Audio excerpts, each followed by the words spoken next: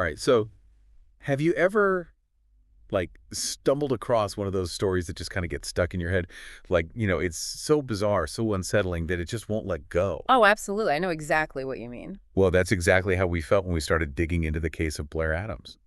This case, man, it's a real head scratcher. It really is. And even after all these years and all the theories, the details surrounding Blair Adams's death just remain, well, perplexing, to say the least, chilling even. Okay, so let's set the stage here.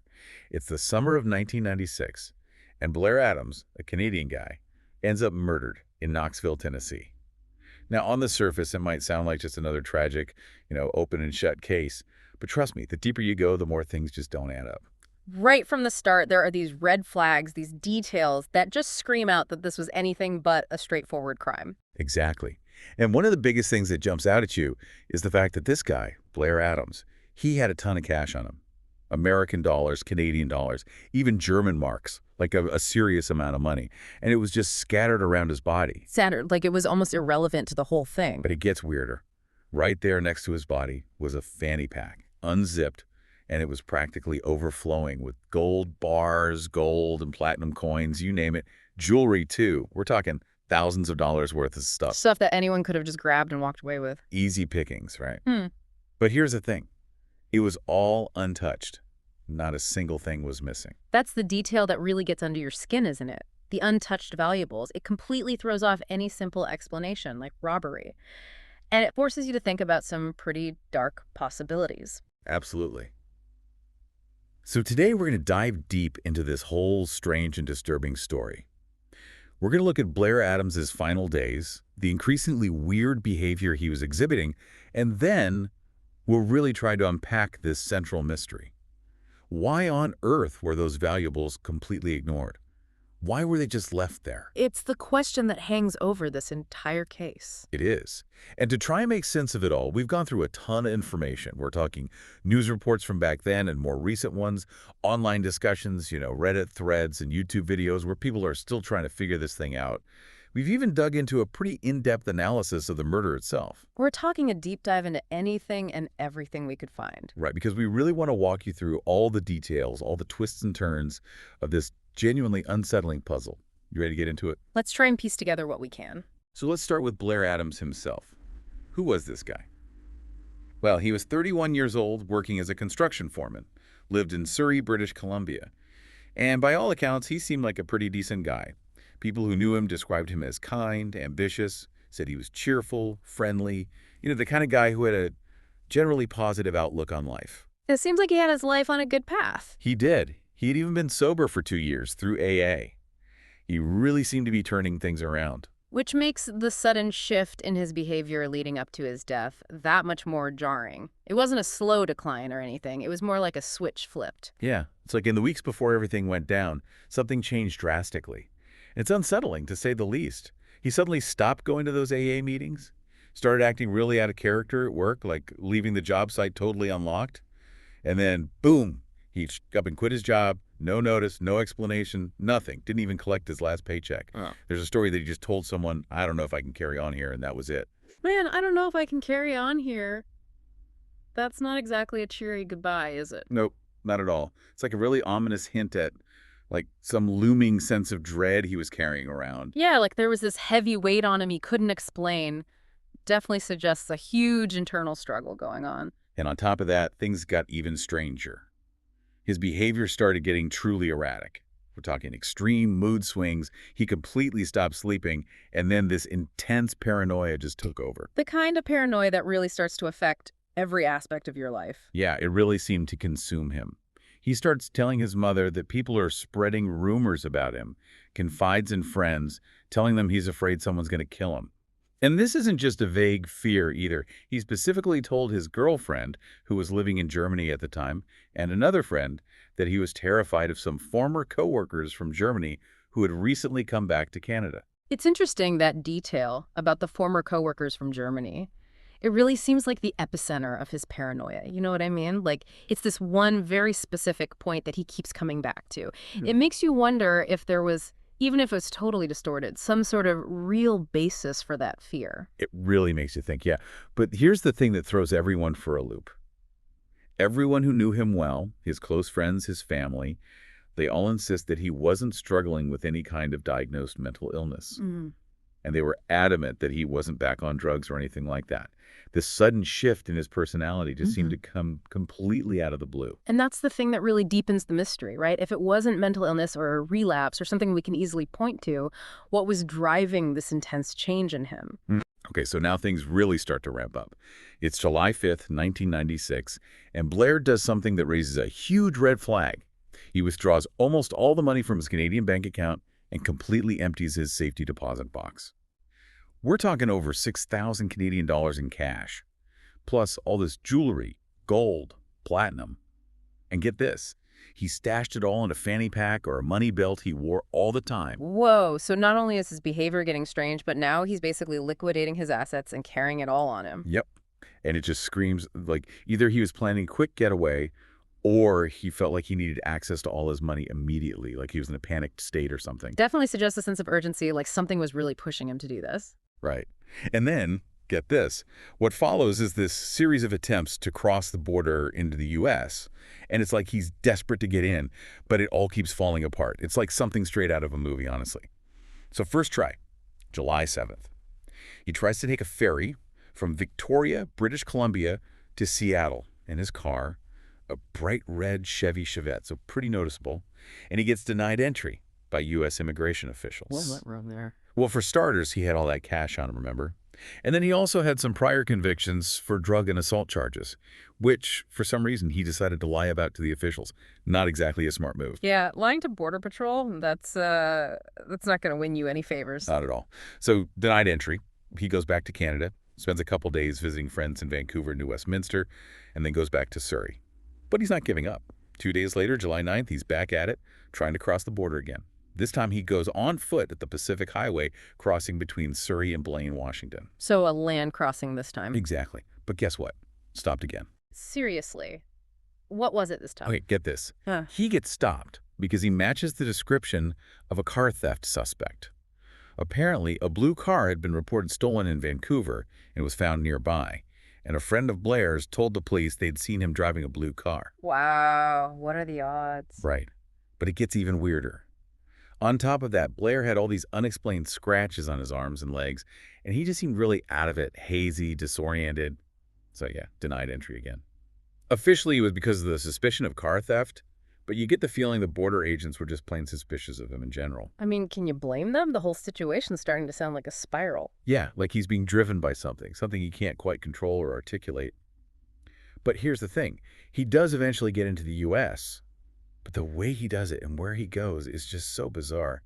So he abandons his car, that bright red Chevette, at the Vancouver International Airport, rents a Nissan Altima, drives it across the border to Seattle. Wait, so he abandons one rental car to get another rental car to cross the border? That's exactly what happens. It's like he was trying to throw people off his trail or something. Yeah. But it doesn't end there. He then ditches the Nissan at the Seattle airport, too. Okay, he's ditched 2 cars now. 2 cars. And then, get this, he buys a one-way overnight bus ticket to Washington, D.C. And here's the kicker. It cost him like $800 when a round trip would have been half the price. Yeah. It makes absolutely no sense. It's like logic went out the window. It really sounds like he was operating under some kind of extreme pressure, like he had to get somewhere fast and wasn't thinking straight. It's a wild goose chase, basically. Exactly. So he gets to D.C. on July 10th, immediately rents another car. This time it's a white Toyota Camry. And get ready for this. Yeah. He then drives about 500 miles south to Knoxville, Tennessee. Hold up, 500 miles to Knoxville. Why Knoxville? Did he have friends or family there? That's the million-dollar question. As far as anyone knows, Blair Adams had absolutely no connection to Knoxville.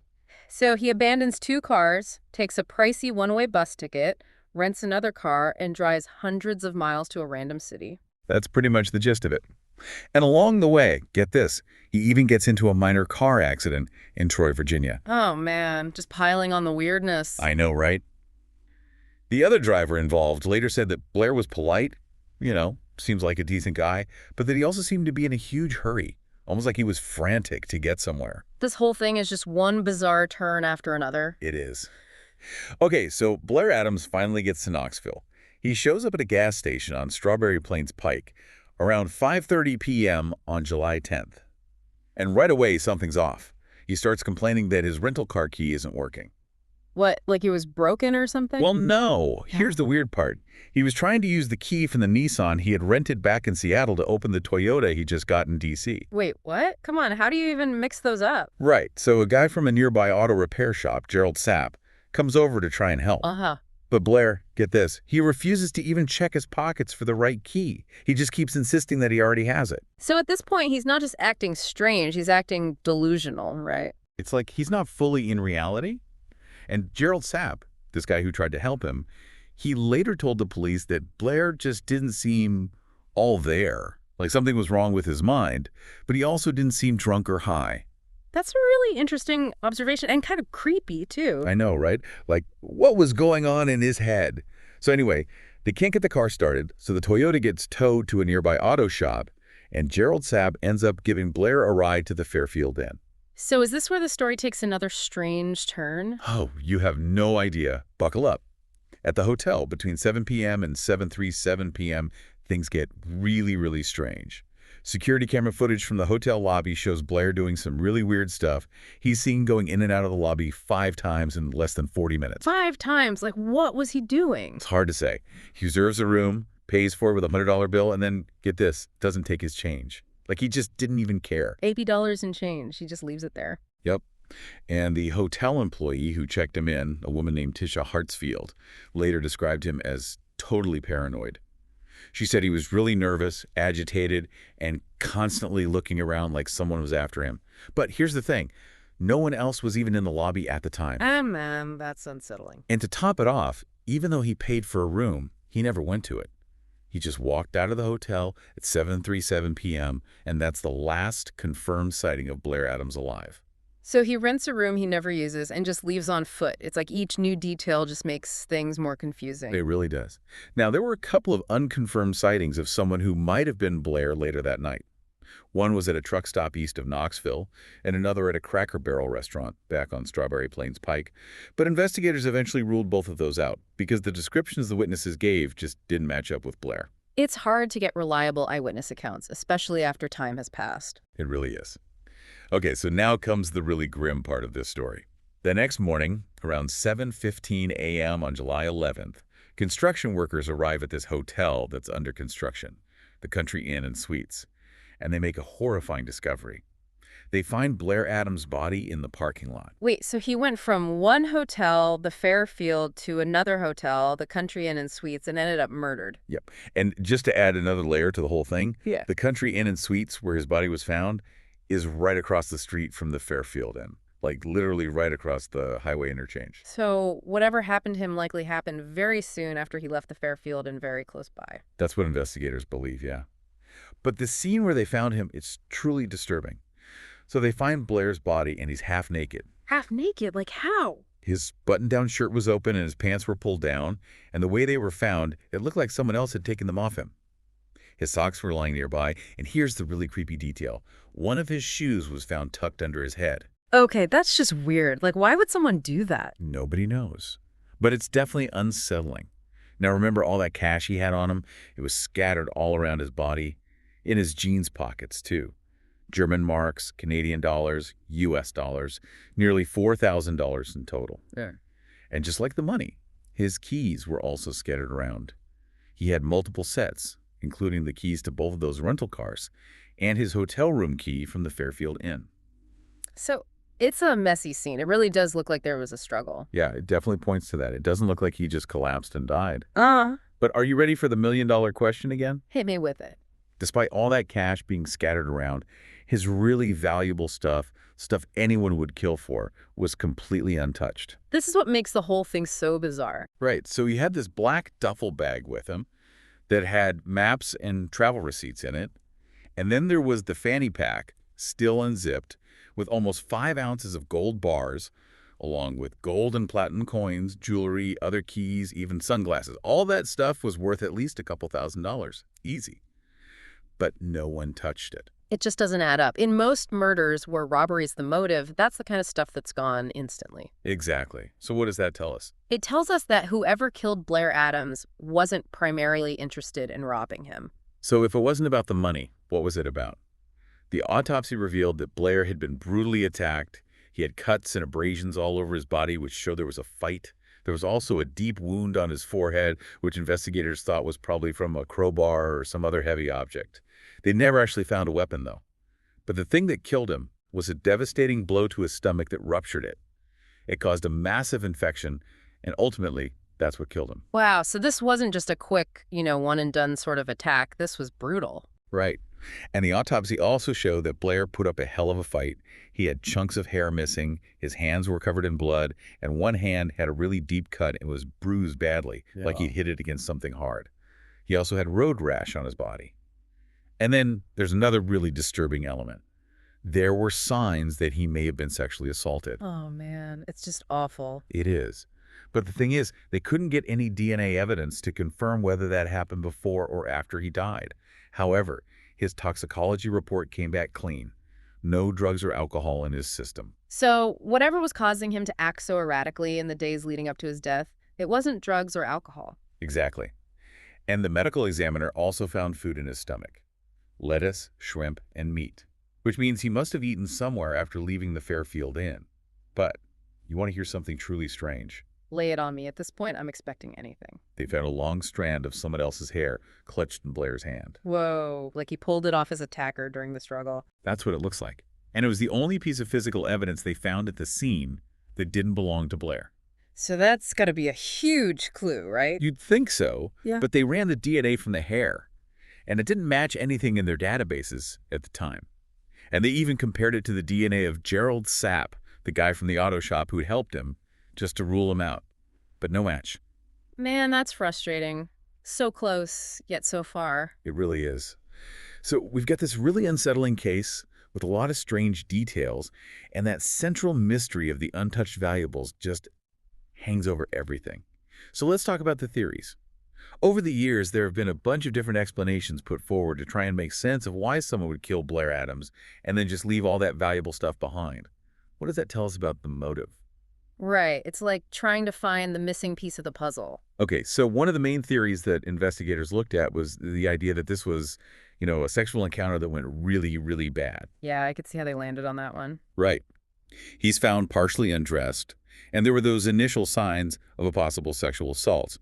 Plus, he was found near a truck stop, and, those places are sometimes known for prostitution. So maybe Blair picked someone up or was picked up by someone and things just went south. Exactly.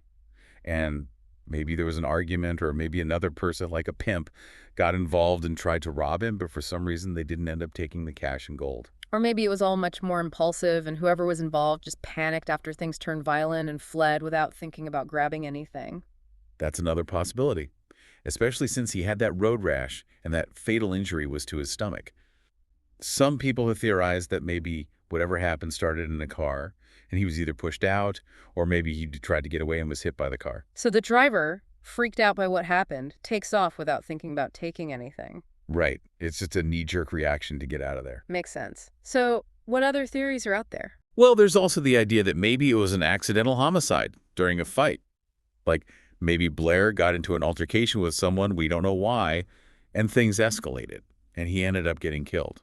Accidental in the sense that they didn't mean to kill him, but just to, rough him up or something. Yeah, and then the person responsible freaks out, sees that Blair is dead, and runs off, leaving all his stuff behind. It's possible. In a situation like that, I could see how someone would just want to get away as fast as possible, The valuables wouldn't even be on their radar. Right, it's just pure panic. But then there's another theory that's a little more disturbing. It's called the message theory. Okay, that sounds ominous. What's that about? So, because of how they found Blair's body half naked and with his stuff scattered around, some people think that this wasn't about robbery at all. They think it was about sending a message, like a really messed up message. Like maybe Blair had disrespected someone or crossed them in some way, and this was their way of getting revenge. So the violence was the point, the humiliation, and the valuables were just irrelevant to them. Yeah, it's like a really twisted and personal form of punishment. Man, that's dark. It is. But of course, we also have to consider the simpler explanation, which is that the killer, or killers, just totally panicked after killing him and ran off without even thinking about the valuables. Yeah. Especially if it happened at night, it would make sense if they were just focused on escaping. Yeah, the fight or flight response can kick in, and in that state, who's thinking clearly about grabbing cash and jewelry? Exactly. You just want to get out of there. Yeah. Okay, here's another angle to think about. Maybe the killer only recognized the U.S. currency, the dollars, and didn't understand the Canadian or German money. Right, or maybe they weren't familiar enough with gold and precious metals to recognize the value of the stuff in the fanny pack. It might have just looked like trinkets to them. It's totally possible. Now, we also have to address the elephant in the room. Blair's behavior leading up to his death, the paranoia, the erratic actions, the whole 9 yards. What if that wasn't just some random personality change? What if that was a sign of a serious mental health crisis? It's possible, and what if that mental breakdown somehow led him into a dangerous situation? Maybe he provoked someone, scared them, and they reacted violently out of self-defense. Yeah, like a really tragic misunderstanding that escalated way too far. And in that kind of situation, robbery wouldn't have even been a factor. It was just a reaction to a perceived threat. Makes you wonder what might have happened if he had gotten some help. Right.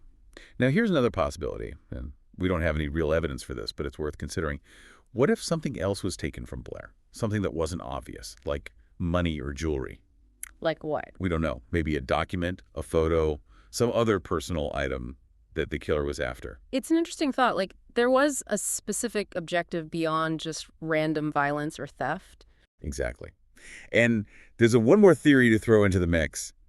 Maybe the killer deliberately left the valuables behind as a way to mislead the investigators. Like a red herring. Yep. They make it look like it wasn't about robbery, so the police are looking in the wrong direction. Pretty clever, actually, if a bit far-fetched. It is. Okay, now, here's where things get really strange. In 2017, 21 years after Blair's murder, his mother comes forward with a bombshell.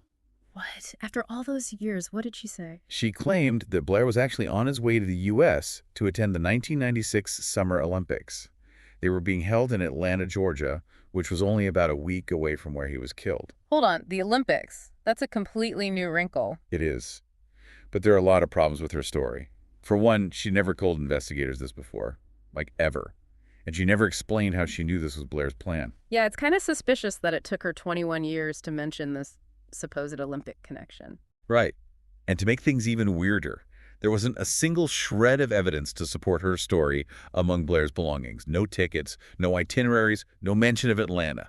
Nothing. Wow. So it's her word against, well, nothing, really. Pretty much. The police investigated, but they couldn't find anything to back up her claim.